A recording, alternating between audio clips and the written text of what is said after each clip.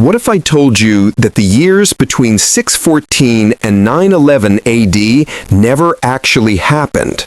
That Charlemagne, one of the most celebrated figures in European history, was a complete fabrication? That nearly 3 centuries of our past are nothing more than an elaborate forgery inserted into the historical record by a conspiracy involving popes, emperors, and the keepers of time itself? This isn't just another alternative history theory. This is the phantom time hypothesis, and the evidence supporting it is far more disturbing than you might imagine. Today, we're going to examine the cracks in the foundation of our accepted timeline, and what we discover may force you to question everything you thought you knew about the past. Our investigation begins not in dusty archives or ancient ruins, but with something far more mundane, yet infinitely more suspicious: the calendar itself. The very system we use every single day to organize our lives may be the key to unlocking the greatest deception in human history. In 1582, Pope Gregory XIII introduced what we now call the Gregorian calendar. The official story tells us this was necessary because the old Julian calendar, established by Julius Caesar, had drifted out of sync with the solar year by approximately 10 days. The Pope's astronomers calculated this drift and made the correction, jumping forward 10 days to realign the calendar with the seasons. October 4th, 1582 was followed immediately by October 15th. 10 days simply vanished from existence. But here's where the story begins to unravel. Let's do some simple mathematics. The Julian calendar drifted by 1 day approximately 128 years. If we calculate backward from 1582 to the calendar's introduction in 45 BC, we get roughly 1,627 years.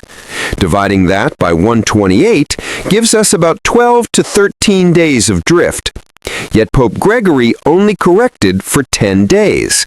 Where did those missing 2 to 3 days go? The official explanation is vague, mumbling something about previous minor corrections that were supposedly made during the interim. But there are no clear historical records of such corrections, no documentation of who made them, when they were made, or how they were implemented across Christendom. The math simply doesn't add up. Unless, of course, those 1,627 years were not actually 1,627 years at all. What if the real explanation is far simpler and far more shocking? What if the calendar drift only accounted for 10 days because significantly less time had actually passed than we'd been told? What if roughly 297 years of history, conveniently placed in what we call the early Middle Ages, never actually occurred?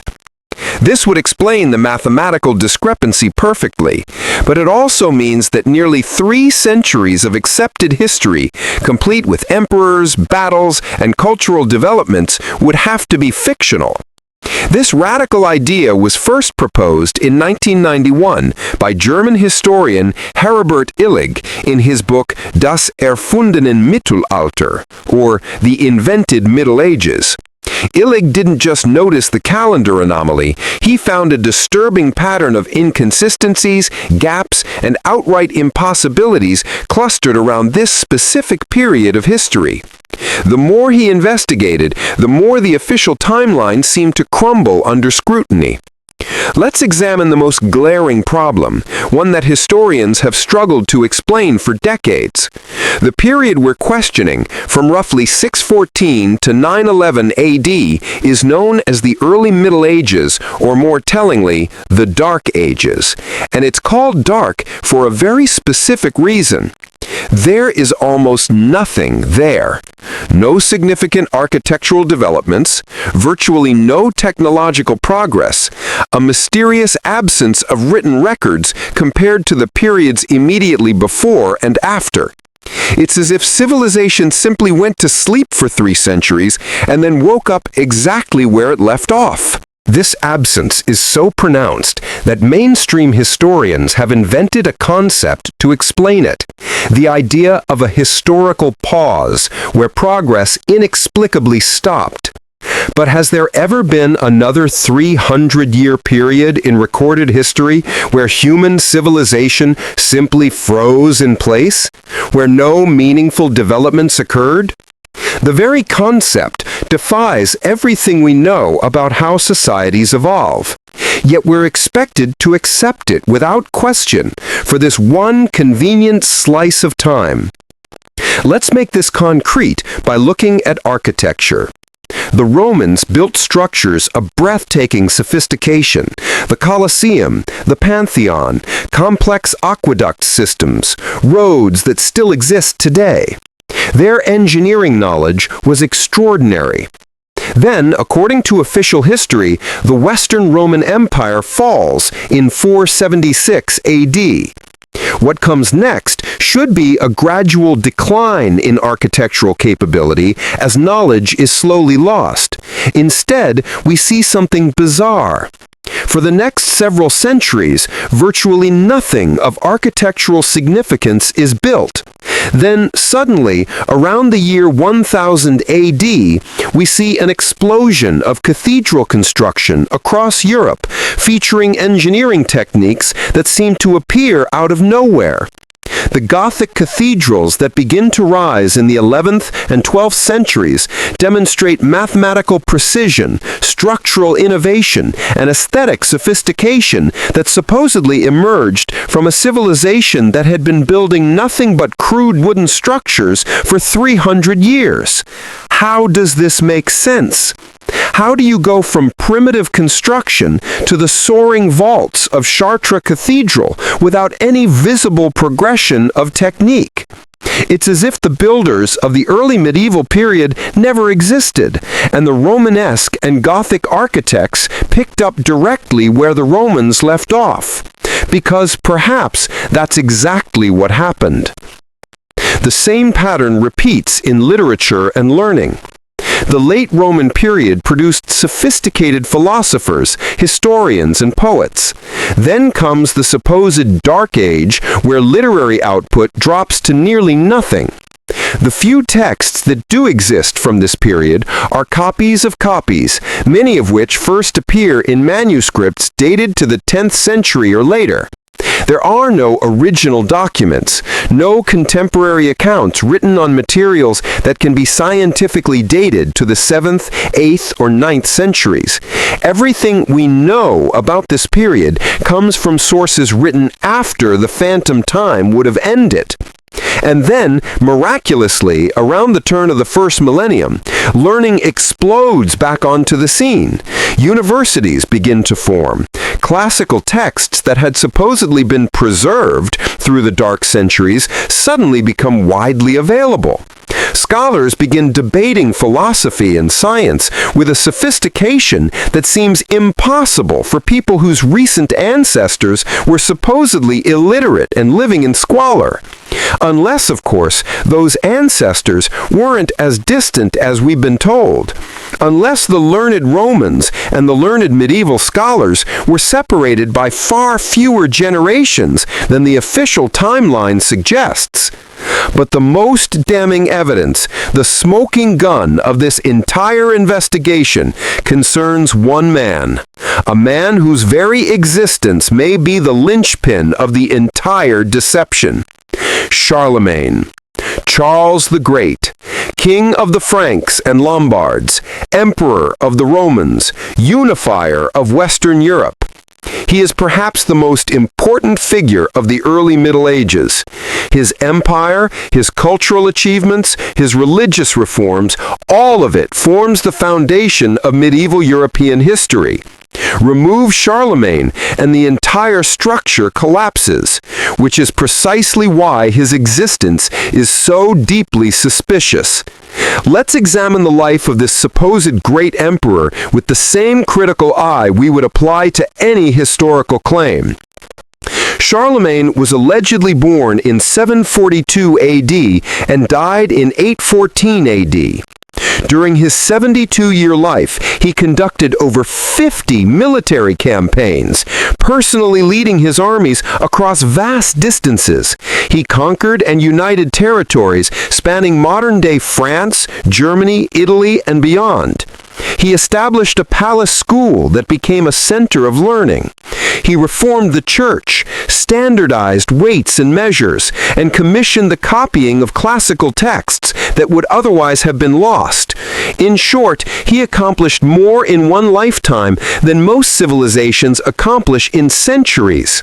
Does this sound plausible, or does it sound like the compressed achievements of multiple generations, artificially attributed to a single legendary figure?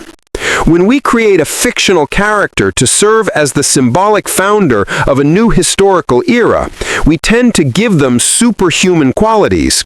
They become larger than life, accomplishing the impossible, serving as a convenient anchor point for everything that needs to be explained. Charlemagne fits this pattern perfectly. But let's go deeper. If Charlemagne was real, we should have substantial archaeological evidence of his reign. We should have artifacts, buildings, coins, and documents that can be independently verified and dated. What do we actually have?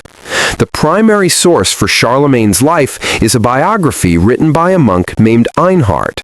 This document, the Vita Caroli Magni, describes Charlemagne's deeds in elaborate detail. But here's the problem.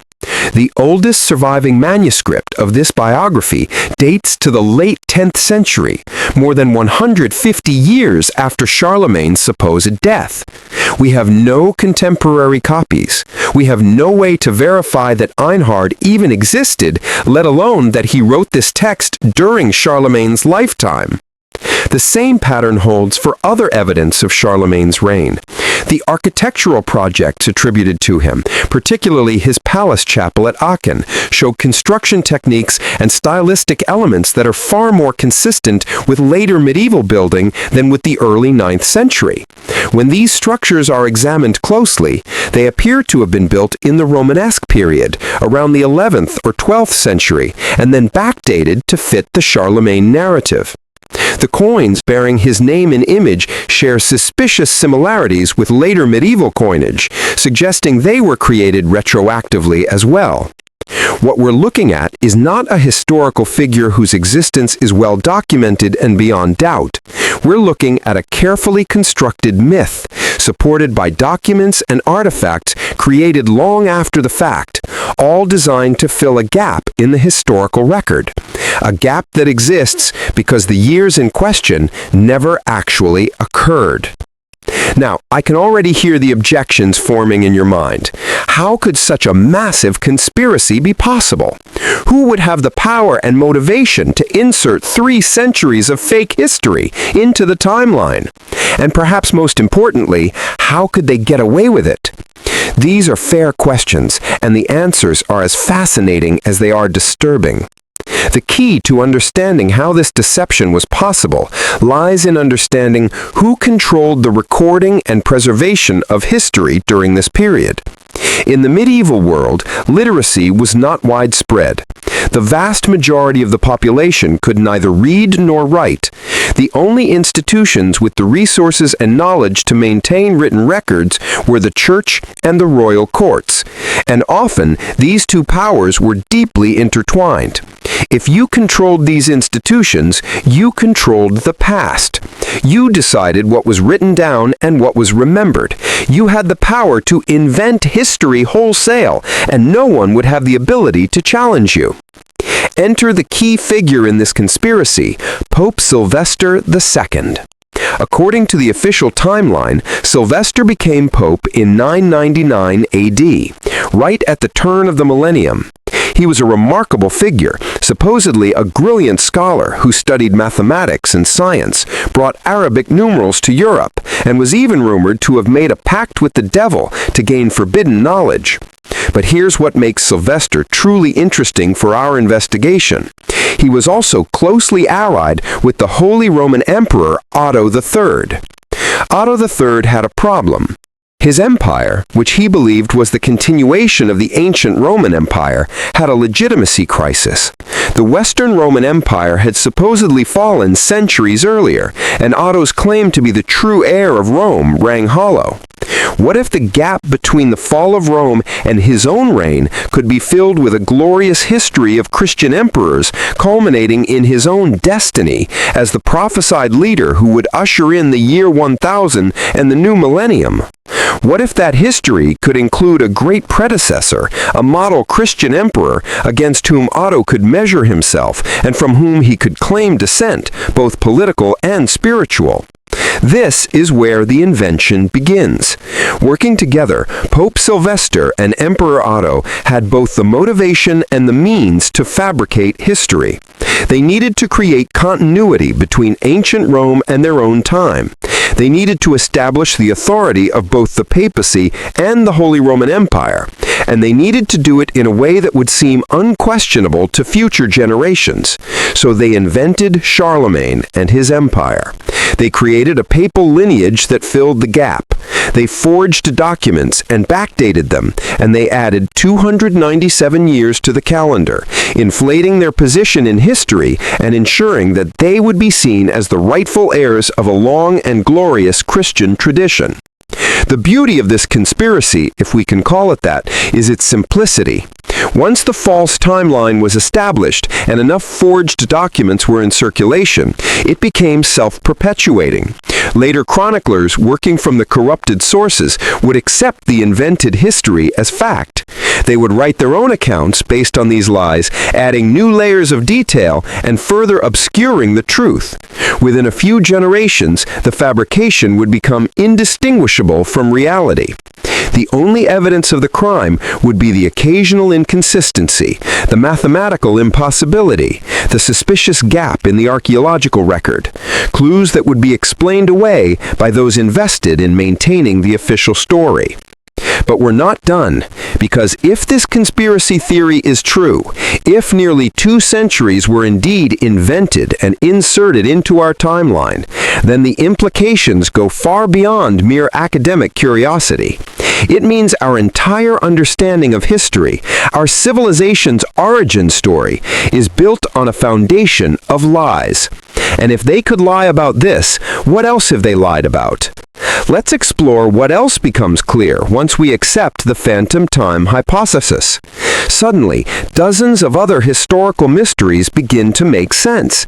Anomalies that have puzzled researchers for years snap into focus as symptoms of the same underlying deception. Consider the strange case of medieval manuscripts. Scholars have long noted that there's an unusual pattern in the survival of ancient texts. Works from the classical Roman period, which should be most at risk of being lost due to age, often exist in better condition and greater numbers than texts supposedly written during the early Middle Ages. How is this possible?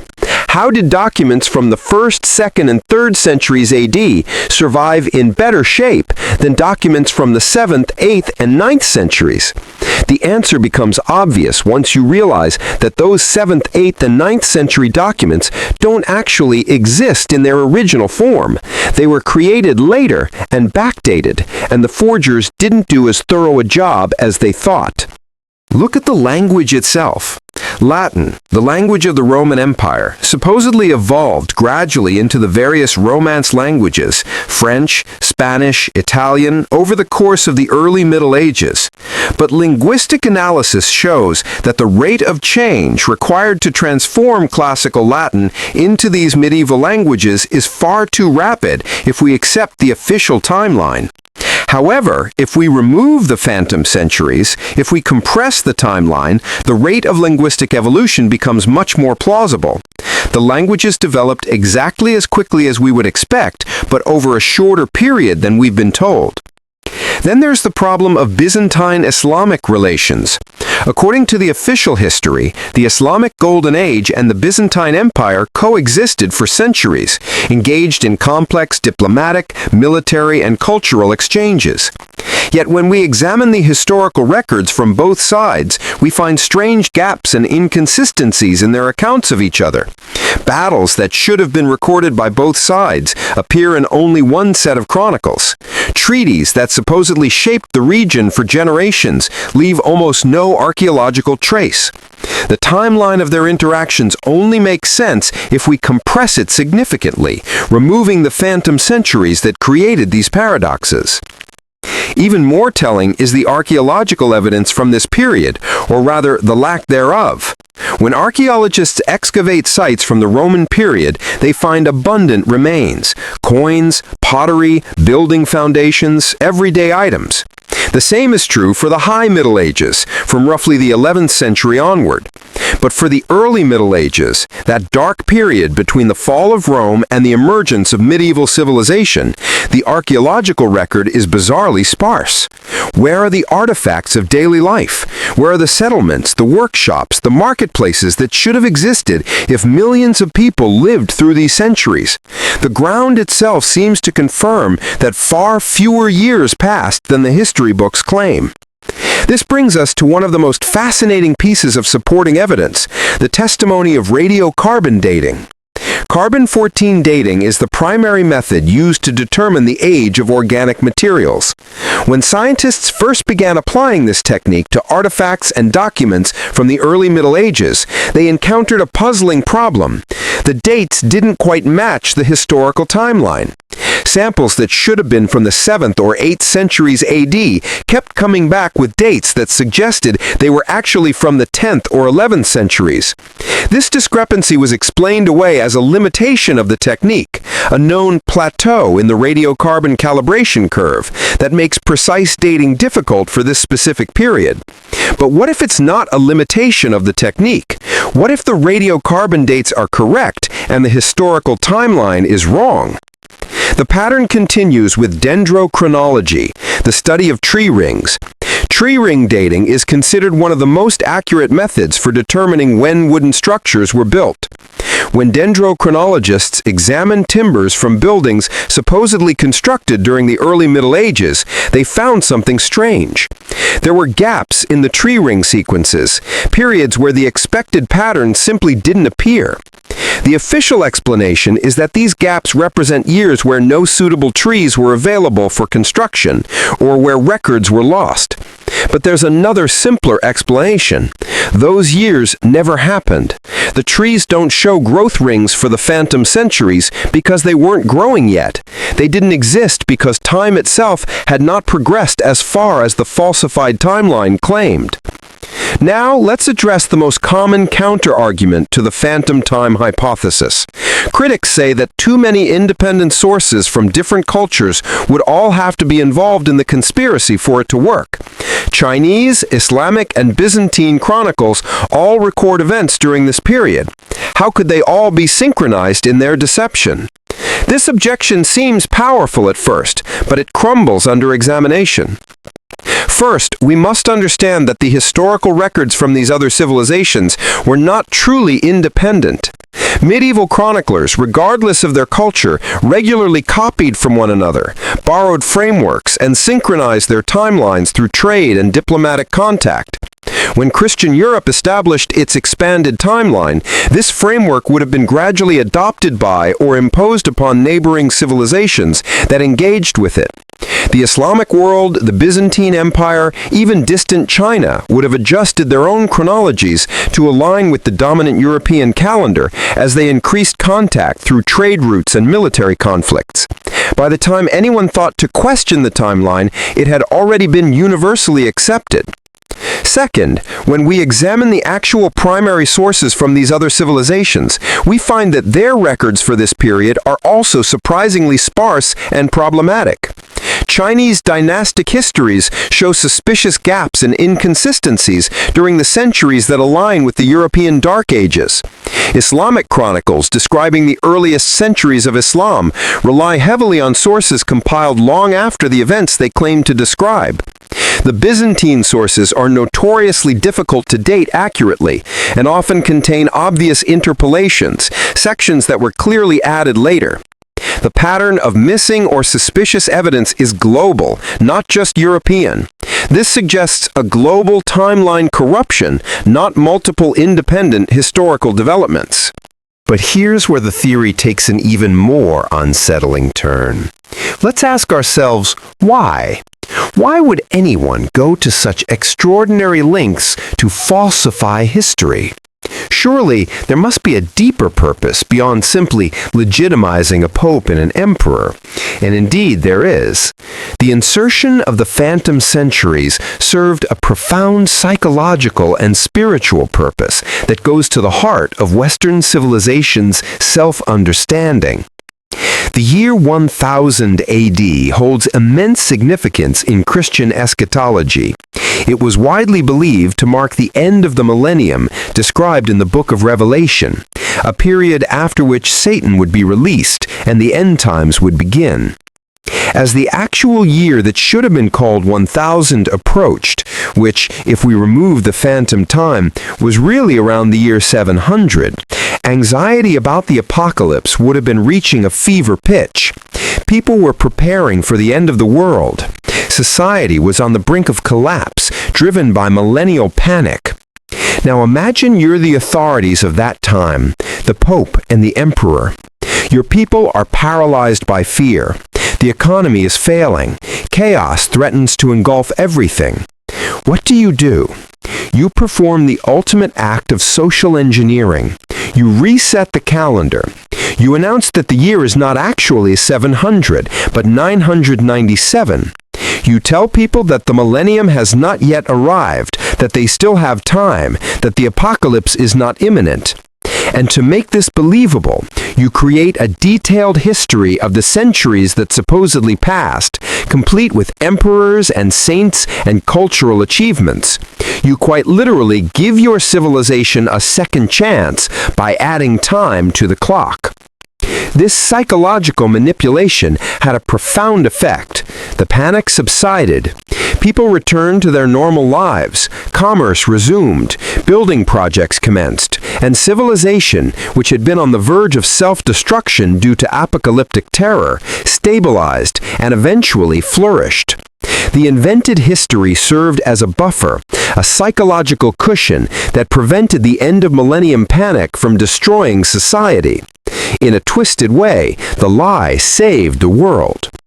But the implications of this deception go even deeper.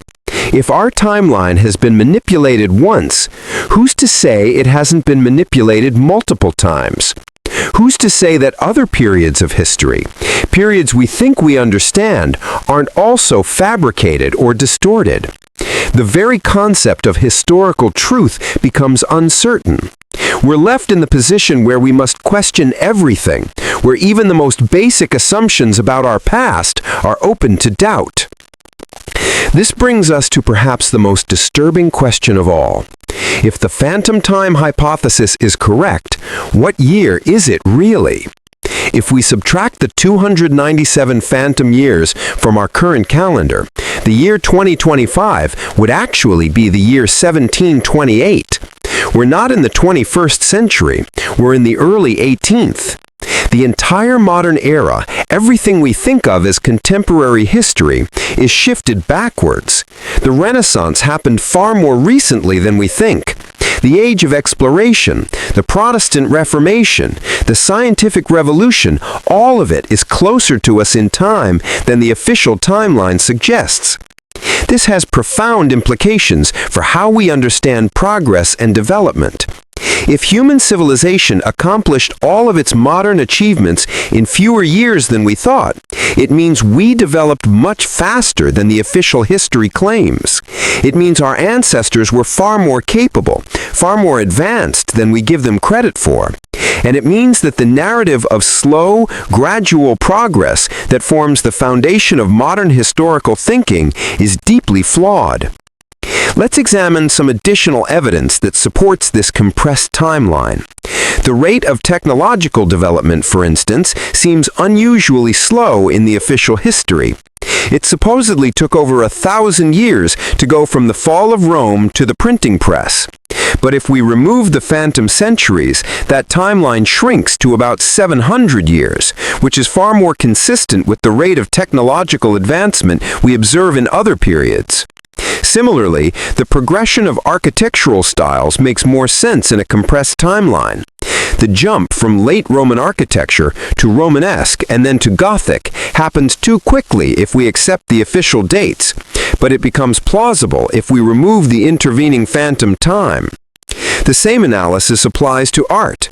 The evolution of painting techniques, sculpture, and decorative arts shows a suspicious acceleration in the period immediately after the supposed Dark Ages, as if artists suddenly remembered techniques that had been lost for centuries. But if those centuries never existed, if there was no long period of lost knowledge, then the stylistic continuity from late Roman art to medieval art becomes logical.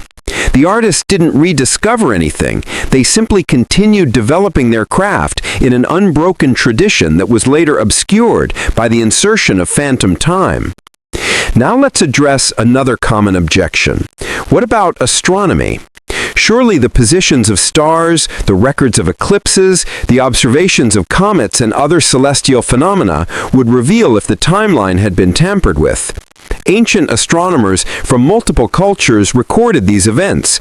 Their observations should provide an independent check on the historical timeline. And indeed they do, but not in the way that defenders of the official history expect.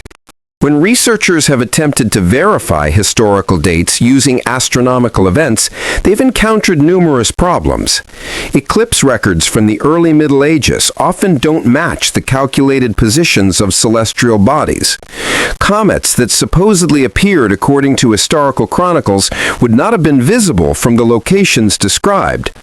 The few astronomical observations that can be verified tend to cluster at the beginning and end of the phantom time period, with a suspicious gap in the middle.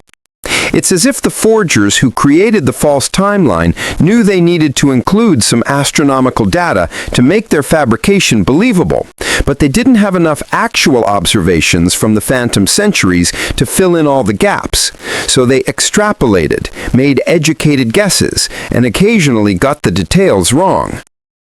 But perhaps the most compelling astronomical evidence comes from the supernova of 1054 AD. This massive stellar explosion created the Crab Nebula and was so bright that it was visible during the day for weeks. Chinese astronomers recorded it in detail, yet European chronicles from the same period make no mention of it whatsoever. This is baffling if we accept the official timeline.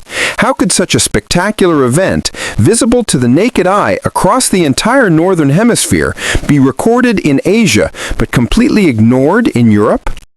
The answer becomes clear if we adjust the timeline. If the phantom time is removed, the supernova occurred during a period when European record-keeping had not yet been fully established in its post-reset form. There were no chroniclers actively working because the infrastructure of the fake timeline hadn't been completely built yet.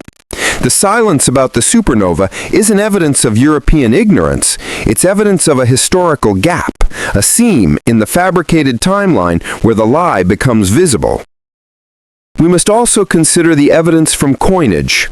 Numismatists have long puzzled over certain anomalies in the coins supposedly minted during the early Middle Ages. The metallurgy, the stylistic elements, and the weight standards of these coins don't fit neatly into the expected progression from Roman to medieval currency.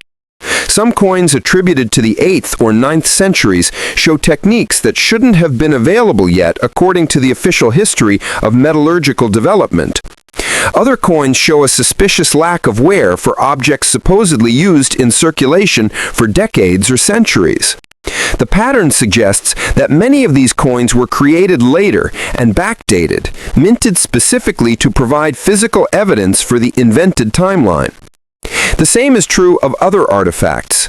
Weapons, jewelry, tools, and everyday objects, supposedly from the phantom centuries, often show signs of being manufactured with techniques that are anachronistic for their claimed period. When subjected to modern materials analysis, the composition of metals, the types of glass, and the weaving patterns of textiles don't always match what we would expect from the early Middle Ages. They match later periods more closely, suggesting they were created after the Phantom Times supposedly ended and then attributed to earlier eras to fill out the falsified historical record. Let's now turn our attention to a question that might seem tangential, but is actually crucial to understanding the full scope of this conspiracy.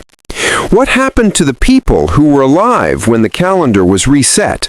How do you convince an entire population that it's suddenly 300 years later than they thought? The answer reveals the most ingenious and terrifying aspect of the deception.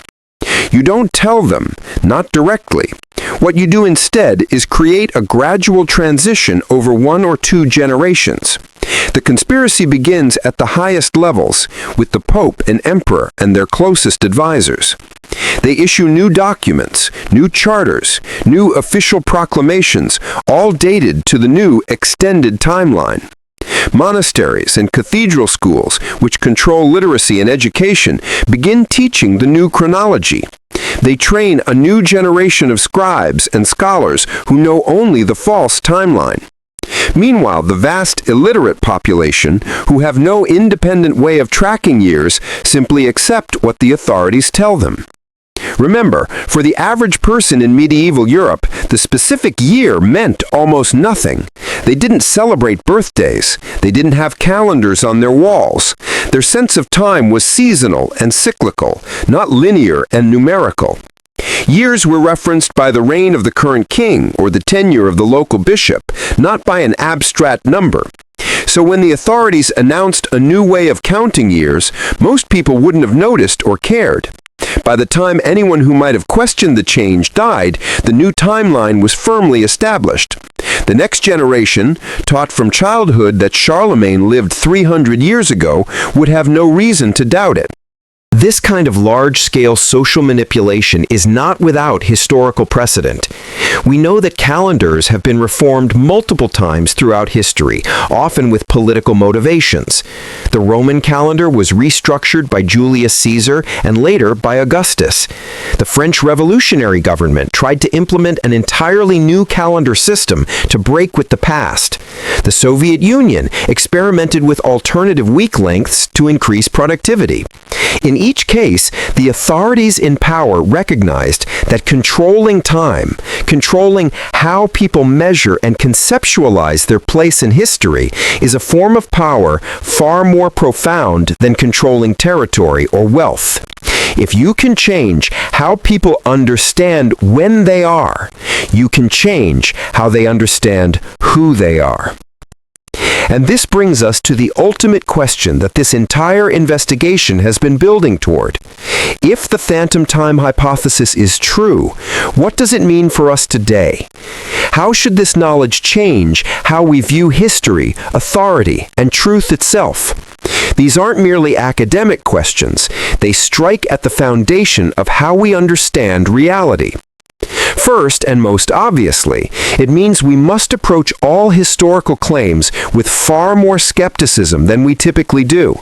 The idea that history is written by the victors is a cliché, but if the phantom time theory is correct, it's a cliché that understates the problem dramatically. History isn't just biased or slanted in favor of those in power. It can be completely fabricated, whole centuries invented out of thin air. Every date, every person, every event we think we know about the past must be held up to scrutiny. We must demand primary sources, physical evidence, and logical consistency. We must question the gaps and the improbabilities. And most importantly, we must be willing to accept that some of what we've been taught is simply false. Second, it reveals the extraordinary power that institutions wield over collective memory. The Church and the Holy Roman Empire didn't just write history, they created it. And they did so successfully enough that their creation persisted for over 1,000 years without serious challenge. This should make us deeply uncomfortable about the relationship between power and truth. What other facts about our world are actually constructs, maintained not because they're true, but because powerful institutions benefit from their acceptance? How much of what we call history is really just institutional propaganda that has achieved the status of truth through repetition and enforcement? Third, and perhaps most disturbingly, it forces us to confront the possibility that our entire civilization is built on a foundation of lies. If our timeline is false, then our understanding of cultural development, religious history, national identities, all of it may be distorted or fabricated. The stories we tell ourselves about where we came from, the lessons we think history teaches us, the very narrative of Western civilization, all of these become questionable. We're left in a position of radical uncertainty about our own past, which inevitably creates uncertainty about our present and future. But there's another way to look at this. If the phantom time theory is true, it also reveals something extraordinary about human resilience and creativity. The fact that our civilization survived and thrived despite having its entire historical foundation fabricated suggests that perhaps the specific details of history matter less than we think. What matters is the story we tell ourselves, the sense of continuity and purpose that history provides. In this view, the phantom time conspiracy wasn't just a deception, it was a myth-making exercise, a collective act of imagination that gave people a past they could believe in and build upon. This doesn't excuse the lie, of course. Truth matters. But it does suggest that history serves a deeper psychological and social function beyond mere factual accuracy. We need our history to make sense, to provide meaning, to connect us to something larger than our individual lives. And if that history has to be partly invented to serve those purposes, perhaps that's a price every civilization pays. The question is not whether our history is entirely true. The question is whether we're willing to acknowledge the fiction and still find value in the story. So where does this leave us? Standing at the end of our investigation, looking back at the evidence we've assembled, what conclusion can we draw? The phantom time hypothesis remains just that, a hypothesis. It has not been proven beyond all doubt, and perhaps it never will be. Too much time has passed, too many records have been lost or deliberately destroyed. Too many layers of subsequent history have been built on top of the potential fabrication. The perfect crime, if it was committed so long ago that the evidence has mostly crumbled to dust. But the hypothesis is not baseless. The mathematical problems with the calendar reform, the archaeological gaps, the linguistic inconsistencies, the suspicious perfect placement of Charlemagne, the documented power that the church and empire wielded over historical record-keeping, all of these pieces of evidence point toward the same disturbing conclusion. Our history has been manipulated, and we're living with the consequences of that manipulation every single day. What can we do with this knowledge? The first step is simply to be aware, to carry with us the understanding that historical truth is far more fragile and contingent than we typically assume. Question everything, demand evidence, look for the gaps and inconsistencies. Don't accept claims simply because they come from authorities or appear in textbooks. The people who created the phantom time, if they did create it, counted on future generations being too trusting, too willing to accept the official story. We can honor the truth by refusing to be so easily deceived. The second step is to share this information. Discussions like this one, investigations into alternative historical theories, are often dismissed as conspiracy thinking or pseudo-history. But the label conspiracy theory itself is sometimes used as a weapon to shut down legitimate questions. Not every alternative theory is correct, of course, but not every official explanation is correct either. By openly examining these ideas, by following the evidence wherever it leads, even if it takes us to uncomfortable places, we preserve the possibility of discovering truth that has been hidden. We refuse to let the past be monopolized by those who might benefit from controlling it. And finally, we must hold in our minds a kind of creative uncertainty. We may never know with absolute certainty what really happened in those phantom centuries, but by acknowledging that our understanding of history is provisional, by remaining open to radically different interpretations of the past, we free ourselves from the tyranny of official narratives. We become active participants in the construction of meaning, rather than passive recipients of someone else's truth. And in that space of uncertainty, in that willingness to question everything, lies the possibility of genuine understanding. The phantom time hypothesis is more than just a theory about missing years. It's a mirror held up to our entire relationship with history. It asks us to consider how much we really know, how much we merely believe, and whether we have the courage to tell the difference. And perhaps that question, more than any specific date or timeline, is what matters most. Because a civilization that cannot honestly confront its past is a civilization that cannot fully understand its present or wisely plan its future. The truth may be buried under centuries of lies, but it's still there, waiting for those brave enough to dig for it. What if everything you know about the past is a carefully constructed illusion? What if the timeline itself is a lie? These questions don't have easy answers, but they're the right questions to ask. And in a world built on phantom time, asking the right questions may be the only way to find solid ground.